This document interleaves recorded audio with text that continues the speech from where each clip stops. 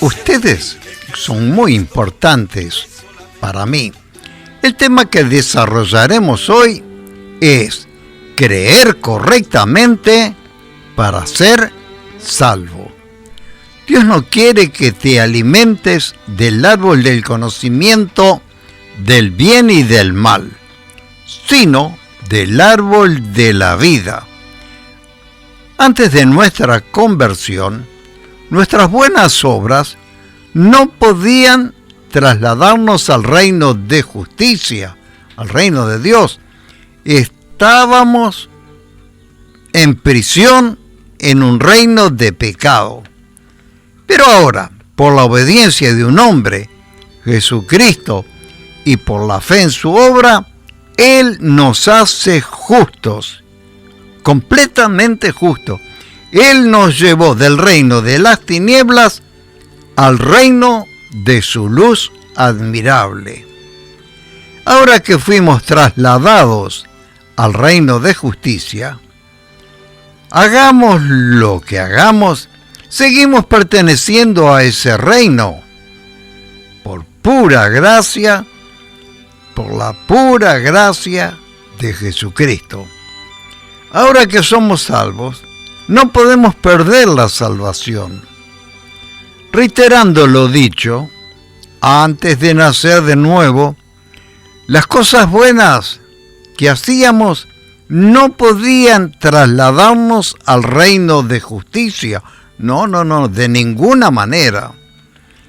Siguiendo el reino de la muerte, para ser trasladados al reino de Jesucristo, se necesita de su obra redentora, la sangre que Él derramó en la cruz.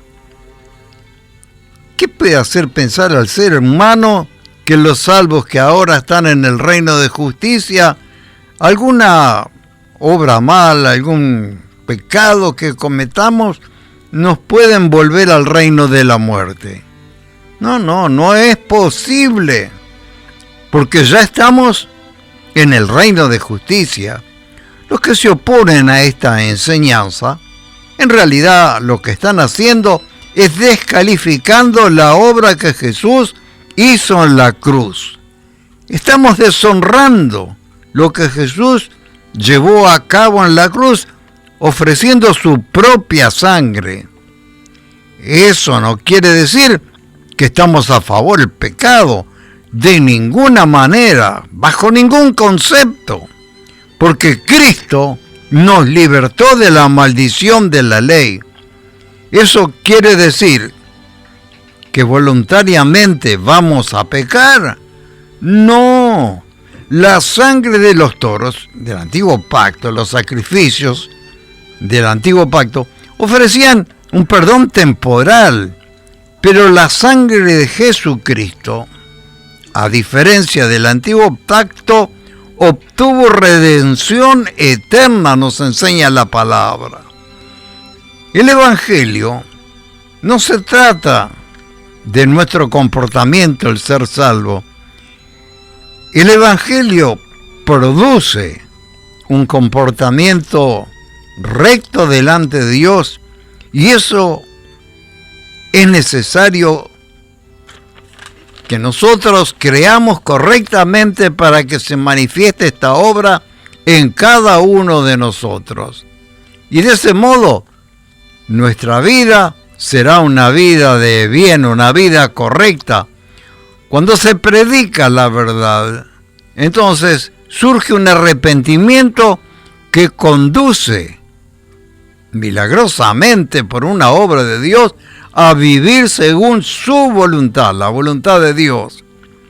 En Romanos capítulo 1, verso 5 dice: y por quien, Jesús, recibimos la gracia y el apostolado para la obediencia, atienda bien, para la obediencia a la fe. ¿Qué es la obediencia a la fe? No es la obediencia a la ley, es la obediencia a la fe, es creer lo que dice la palabra de Dios, específicamente en el nuevo pacto. Lo que el diablo ataca cuando creemos que somos justos por la fe, es siempre esta gloriosa verdad que está contenida en la palabra de Dios. Mis primeros pasos como cristiano la llevé a cabo en una religión legalista que me enseñaba que por cualquier causa yo podía perder la salvación, es decir, podía perder la justicia, dejaba de ser justo delante de Dios. Pero debemos entender y creer que Jesús trajo una justicia eterna.